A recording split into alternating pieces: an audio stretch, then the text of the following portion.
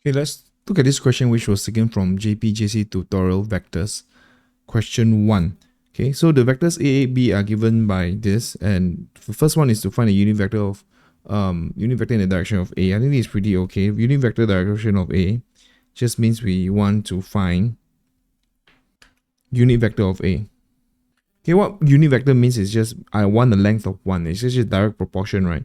So you take the vector A and just divide by its own length. Okay, that's it.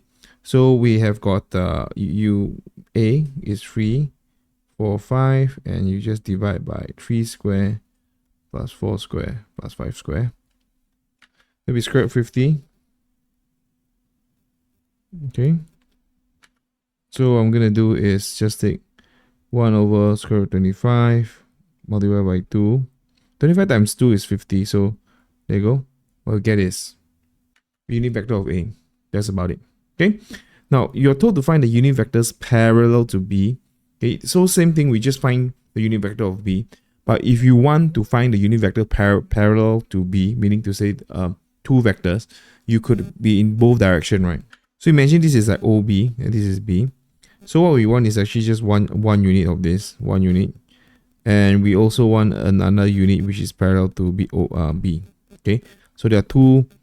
So it's the same thing. What you need to do is just put a plus minus in front of the unit vector B. This will just be plus minus B unit vector.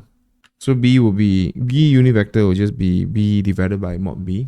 So just divide by its own length. This will be square root 3 plus minus root 3 minus 1, 1 minus 1. Let's look at C. Find the angle between B and C, giving an answer to the nearest point 1 degree. So I think this is just using dot product. What we need is just taking B dot C, right? Is equals to mod B, mod C, cosine theta, and theta is what we need to find. So just replace B into the equation and mod B into the equation, and also C and mod C into the equation here. Then we could compute our theta out. So by doing a dot product, it will be minus 1 multiplied by 2 is negative 2. 1 multiplied by negative 1 is negative 1. Then we minus 2. Then this will be square root 3. This will be 4 plus 4. This is square root 9 cosine theta. If you have a key calculator, you just open up cosine inverse negative 5 over 3 root 3.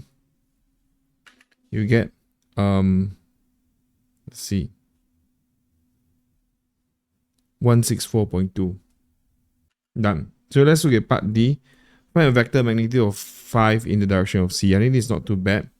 You need it into the direction of C. So basically, the vector required will just be 5 multiplied by C unit vector. Now, understand this.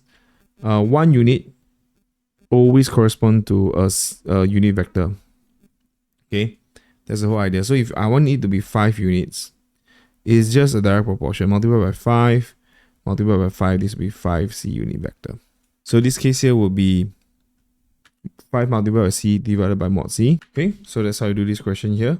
I think the rest is just quite self-explanatory. If you have any question, please do let us know, and I'll see you in the next question.